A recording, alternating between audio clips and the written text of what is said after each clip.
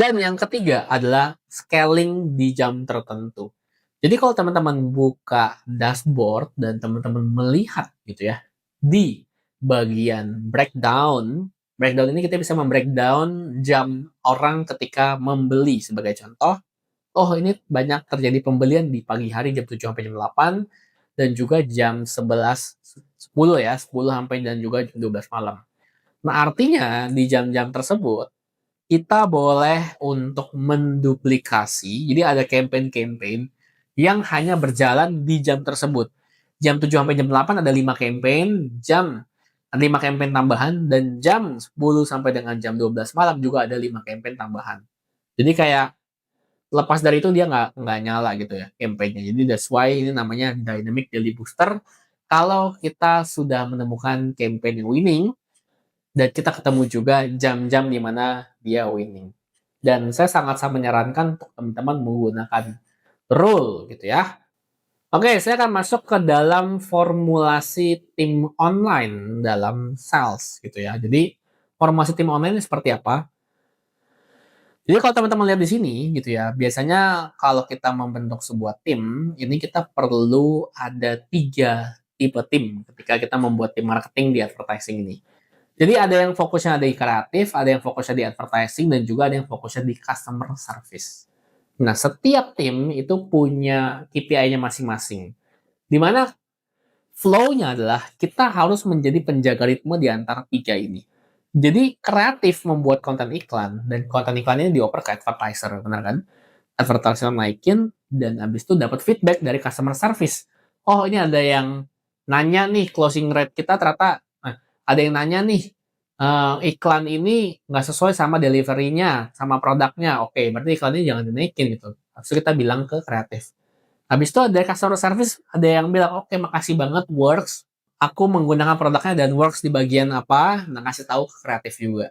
Gitu. Jadi kreatif makin lama makin penuh dengan data.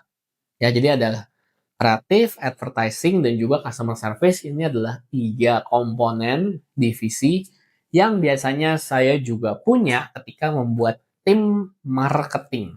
Nah, setiap setiap komponen ini gitu ya, setiap komponen ini tentunya punya SOP. Nah, di sini saya mau kasih lihat teman-teman SOP untuk advertiser, di mana biasanya advertiser tuh saya kasih tahu ke dia untuk mulai buka dashboard at least jam 1 siang dan cek hari kemarin. Jadi kayak jam 1, habis itu cek. Kenapa jam 1? Kenapa nggak pagi-pagi? Karena pagi-pagi ini di Indonesia biasanya masih terjadi pembelian ya. Jadi kayak traffic yang banyak lumayan pagi-pagi. Jadi jangan diotak-atik dulu dashboardnya. Biar dia siang-siang, jam 1 tuh baru dibuka. Nah, jika startnya masih 1 hari dan tidak mendapatkan hasil, maka diberikan kelonggaran. Oke, biarinlah dia running 1 hari lagi. Tapi jika sudah lebih dari 1 hari, namun tetap tidak mendapatkan hasil, maka kita bisa langsung kill dan cabut aja rule-nya. Biar besok nggak nyala lagi. Kemudian yang ketiga adalah menggabungkan targeting-targeting yang winning, profitable, dan BPP. Jadi yang konten-konten yang memang ada apa namanya ada pembelian digabungin aja dan mulainya besok. Habis itu membuat variasi lain, misalkan konten baru biasanya kan dikasihkan sama kreatif ya. Oke, ini konten baru ya udah dikasih dibuat lagi campaign-nya, boleh pakai ad set atau targeting yang sudah pernah ada pembelian juga gitu.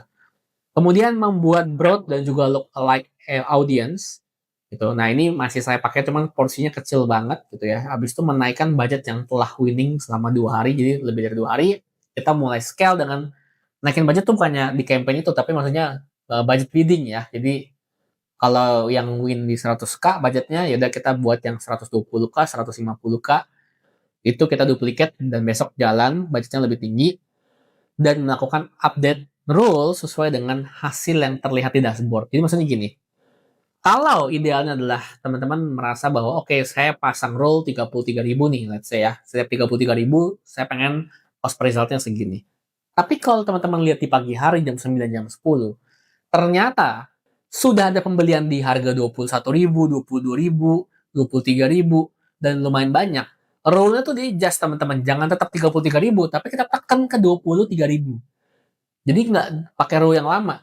Kenapa? Karena dashboard kita mampu untuk nge-push sampai di angka itu. That's why nggak apa-apa kita gas saja gitu.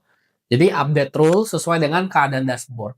Tapi kalau misalkan, oh saya udah 1 minggu, tapi kok kayaknya kurang bagus ya hasilnya jadinya ya. Itu boleh dilonggarin lagi ke 30.000 gitu. Jadi kayak kita perlu adjust sesuai dengan hasil yang terlihat di dashboard. Dan yang terakhir biasanya saya scale secara ad account. Jadi saya percaya bahwa ada ad account yang lagi bagus dan juga ada ad account yang lagi buruk. That's why saya kalau ngiklan nggak terlalu banyak menggunakan beberapa ad account. Oke teman-teman, saya rasa teman-teman sudah mendapatkan cukup banyak gitu ya dari yang saya mau share dari awal sampai akhir. Ini adalah semua ilmu meta ads saya. Kalau teman-teman pengen langsung shortcutnya aja, oke, saya udah dapat nih ilmu-ilmu dari Bro Jordan, itu seperti apa.